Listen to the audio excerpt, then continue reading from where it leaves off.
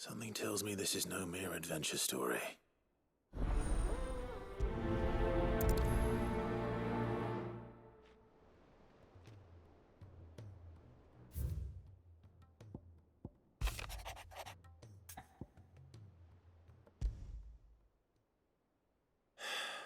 What is it this time, Torgal?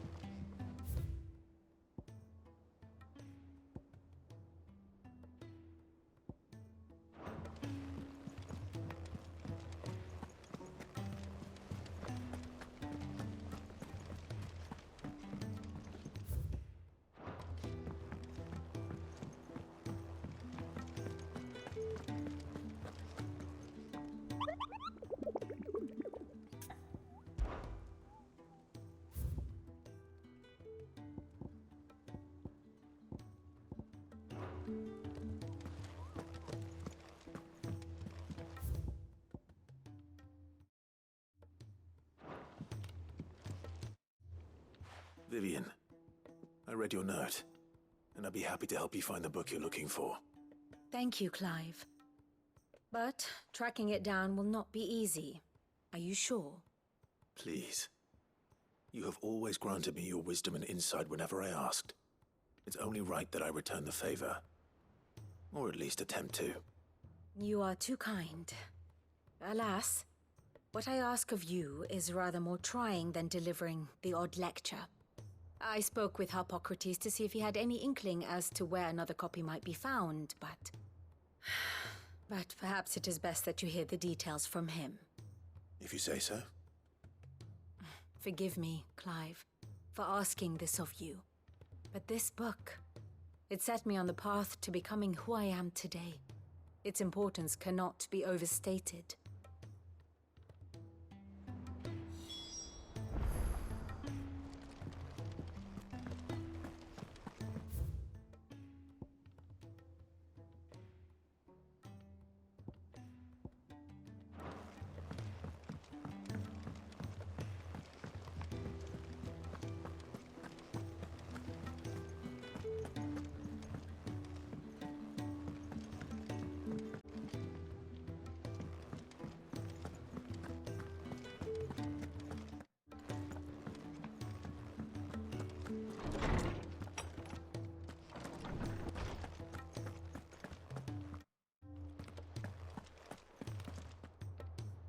Ah, Clive, my boy.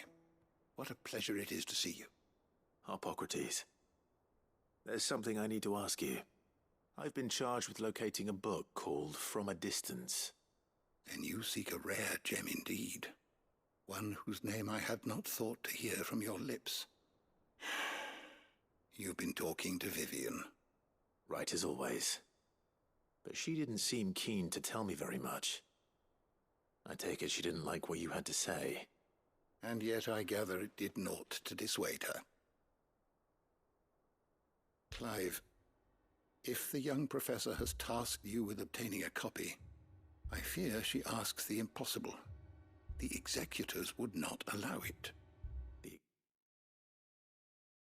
executors? Coveters of Secrets.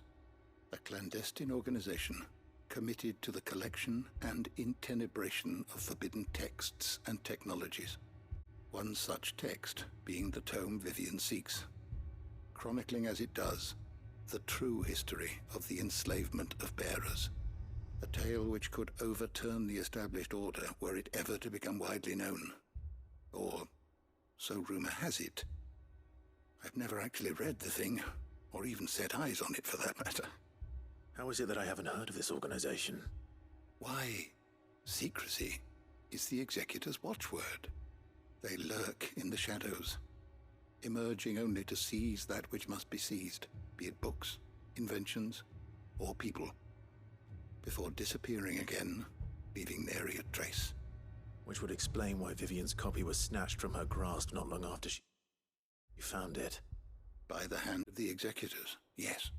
But what drives them? Self-interest or ideology? A fine question. Sadly, all that is known of the executors can be recounted in a single breath. You may just as soon ask me of their origins, numbers, or the identities of their leaders. Any answer I give would be pure speculation.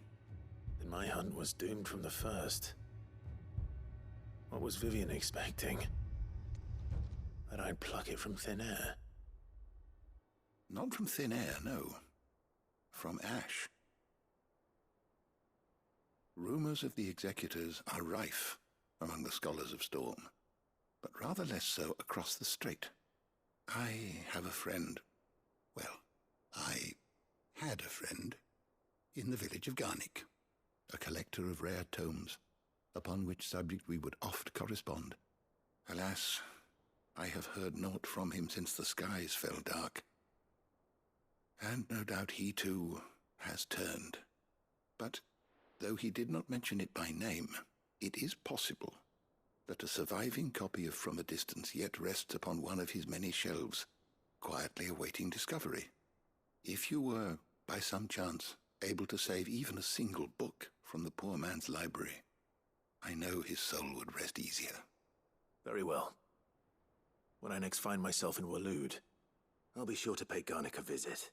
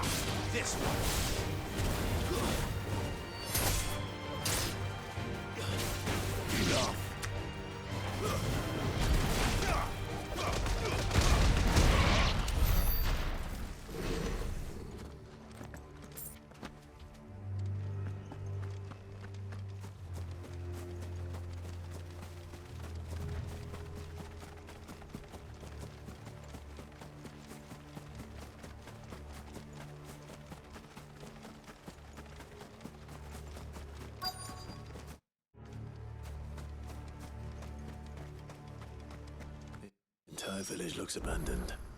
Now, which house would a bookworm live in?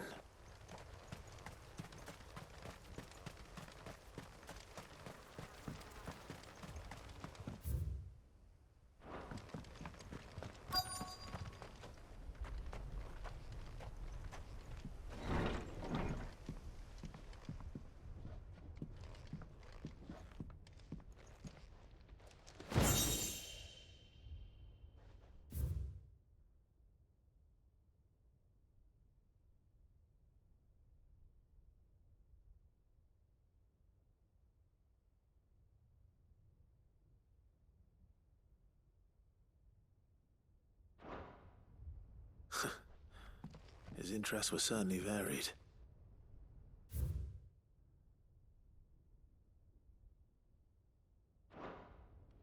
This is a Royal Army logbook.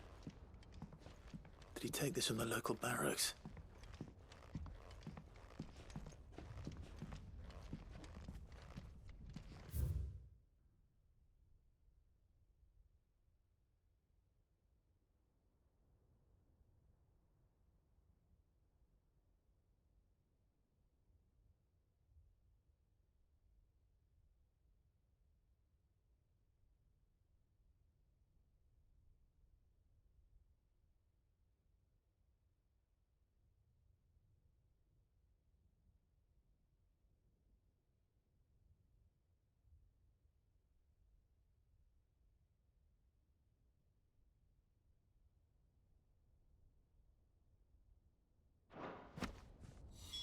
This is it. But if what it says is true, I need to get this back to the hideaway.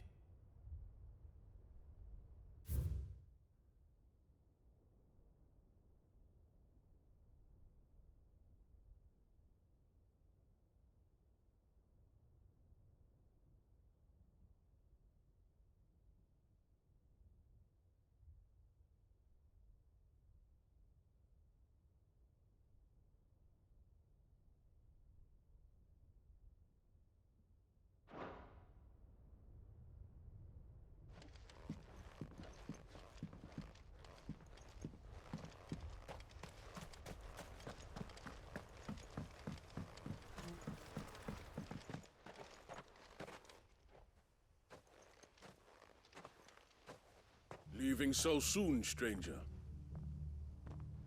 We've been watching you. From a distance, so to speak. Subtle. I know who you are.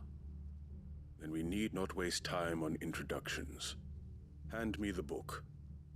Leave it in our care and return to your life. Your care? Do you mean to burn it or bury it? That is not my decision to make. But by one means or another, its contents shall be removed from the common record. Then I'll have to politely refuse. I won't let you erase our history. Then we find ourselves at an impasse. Very well. The book can just as easily be pried from your dead hand.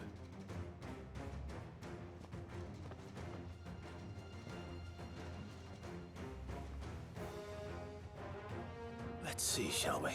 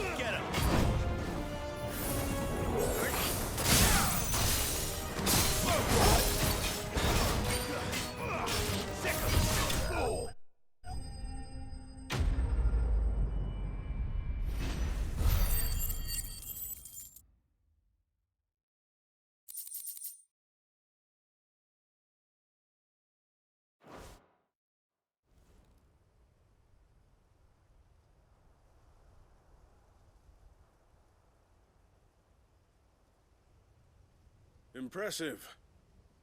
But we have other means. We shall claim the book yet. Why do you want it so badly anyway? It lays out in no uncertain terms the vanity and avarice of mankind. It tells the shameful history of the persecution and oppression of a gifted few by a giftless many. Would you say that this interpretation was correct? I don't know. You don't know. Your sword may be sharp, but your wits are dull. So let me answer for you. There is no correct interpretation of history. That a series of events took place may be proved beyond a doubt. But there can be no single, immutable explanation as to why they came to pass. It is a question of numbers and of belief. If enough people believe that a set of events occurred for a reason, that belief becomes the truth. So you're trying to control the truth? We are trying to protect people from themselves, from knowledge that would bring them naught but pain. That is all. You may keep the book, for now. The world is small. We shall meet again. Until then. Wait! Damn it. Let's get this back to Vivian. Perhaps she can explain what that was all about.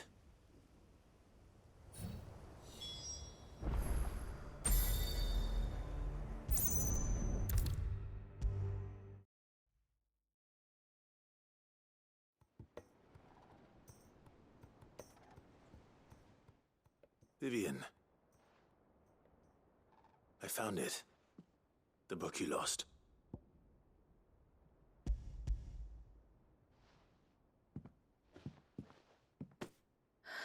You found it. Thank you, Clive. Even though I asked this of you, I was not entirely sure it would be possible. I feared the executors had seized every copy. I met with one of these executors, and I convinced him to let me keep it. He told me something. That the truth is just a matter of collective belief. And that if enough people believe a lie, that lie becomes the truth. It does. But it also means that the truth is not immutable. That it can be changed. Provided that those who wish to change it can convince enough people that their perspective is the correct one. As the sad history of the bearers proves. You said that the book inspired you to become a scholar. It did. Or its author, rather. She was a heretic, you see. A firebrand and a dissenter. A gallows stood ready for her in every corner of the realm. And by shunning society, or perhaps being shunned by it, she stumbled upon a truth so potent that an entire realm trembled at the prospect of its utterance. I, too, have always felt somehow set apart from the world of men. A stranger to my own species. She taught me that my solitude was not a curse, but a gift. And that, though my journey to the truth might be a lonely one, what I found at my destination would be more than worth the cost. Do you still feel that way? That you're not one of us? Honestly, I'm not entirely sure anymore. Since coming to the hideaway, I find my thinking somewhat clouded. Perhaps the result of studying mankind from a rather closer perspective than I had intended. But the more I study, the more I find value in this perspective. In looking not from the outside, but from within. So if you'll permit me, I'd like to continue my work here. Remember, Clive, when enough people believe, belief begets truth. Give the men and women of this benighted world the gift of truth. Make them believe in you, as I do. I'll try, Vivian.